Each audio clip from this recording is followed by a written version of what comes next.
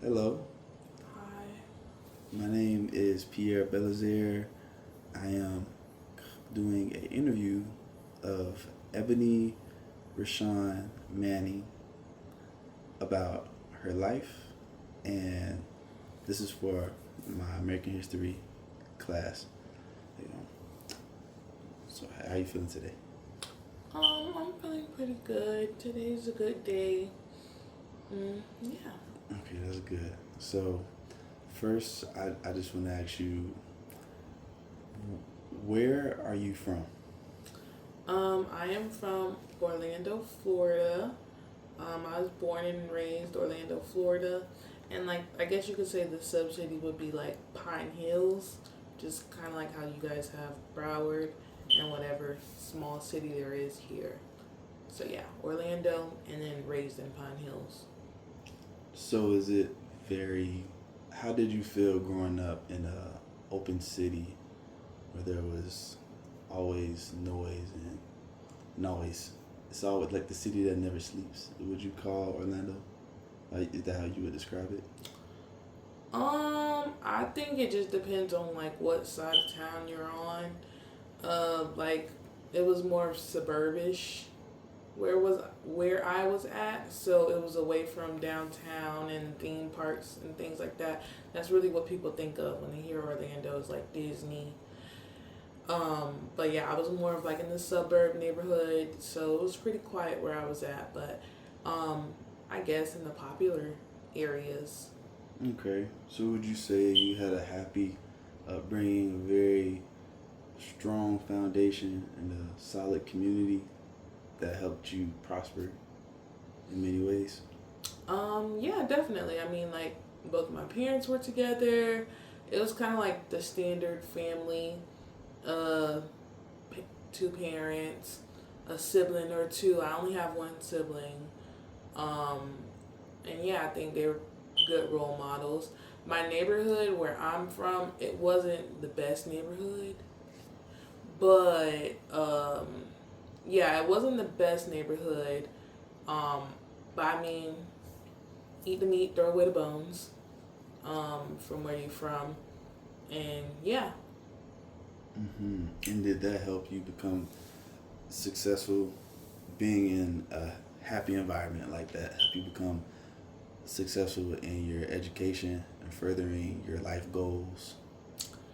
I think like growing up, like as a teenager, I thought like life was supposed to go one way, but when I got to that point when it was like, okay, graduated high school, then what? And then I attempted college, and college did not work out for me the first time. And in my brain, it was like failure. But there's other courses of life you can go down. There's not one set path for you. So what I did, I went to tech school and I ended up getting a certification in dental assistant, and then I kind of just worked and moved around throughout the system until I figured out myself a little bit better. So now I'm back in school again. So it's really yeah, whatever. And what did you do? What who were the people you were primarily helping as a dental assistant?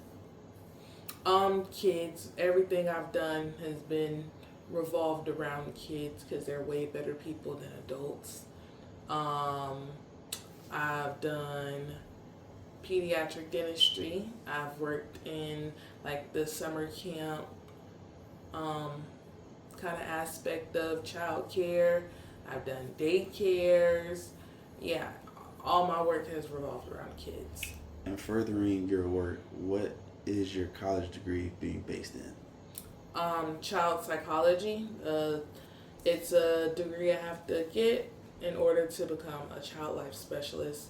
It's basically assisting sick kids in the hospital um, and giving them different coping mechanisms to kind of relax them a little bit through whatever procedure or exam they may have coming up regarding their health, and kind of just assisting their families.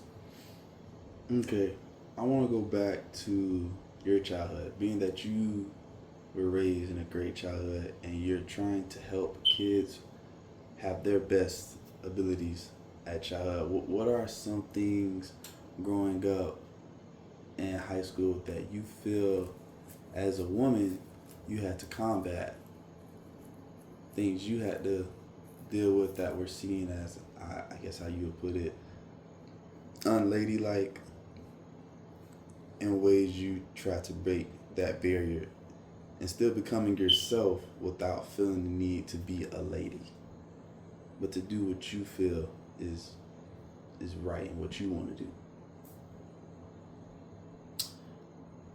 Um, Like I the weightlifting or I just think it was just my environment. Like growing up, I didn't really see like my mom, for example. She wasn't confined to just being my mom.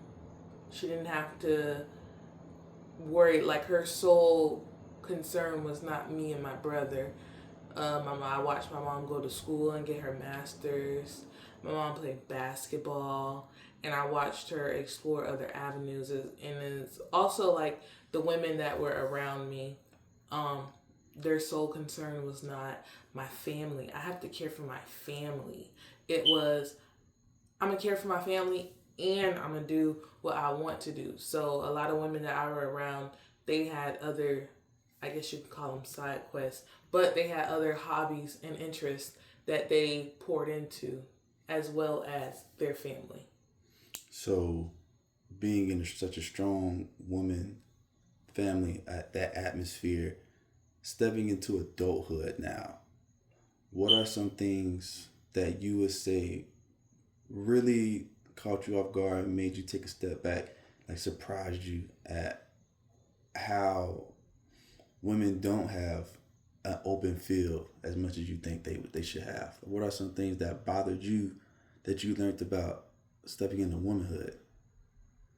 And I think, I mean, like, I guess if you want to just point the obvious, would be like how the government is trying to have control over our bodies. I definitely feel like um, they I don't think, I don't believe that someone who doesn't feel what I feel, doesn't go through what I go through, doesn't know, there's so many terms and conditions in life, and they try to put this one thing on you, like, oh, nope, no abortions.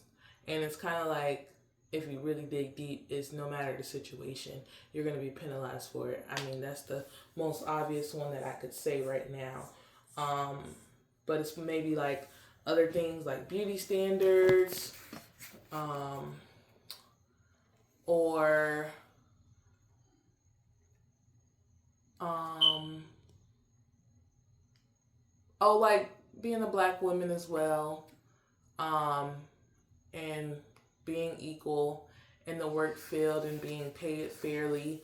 Um, they definitely tell us we have to work twice as hard just to be uh, basically on the same level as someone who is of other skin complexion or race. mm-hmm, Yeah. mm-hmm. Yes, yes. What are future what are your future goals once you get your master's or your bachelor's in child psychology? Um, I believe my goal, like for me, my career, my work history of childcare kind of just started out as like a summer job, but working with kids, it's kind of like stepping into a different world because to us, like, to a normal adult, we're the adults and they're the kids. But when you get down on their level and you actually not develop with them, but you put yourself in their shoes as a developed adult. And it's more so just about helping them and making sure they have the right tools needed, because when we were, you know, it could be a situation when I was growing up or when anybody was growing up that they went through that they look back on and they wish they would have had help, or if they would have had that one adult who just knew the right thing to say. I think that's more so of like my goal now is to just be that adult who says the right thing at the right time. And it may not be perfect, but I would like to be that adult for these kids, more like a safe space for them. I think with your background, your upbringing, and your passion, you will definitely achieve that goal. You are the right person for that field of work. And I appreciate you giving me this interview. Thank you so much. Ebony Manning, everyone. Thank you. Yeah, You're welcome. Any last words? No last words. Okay, thank you. You're welcome.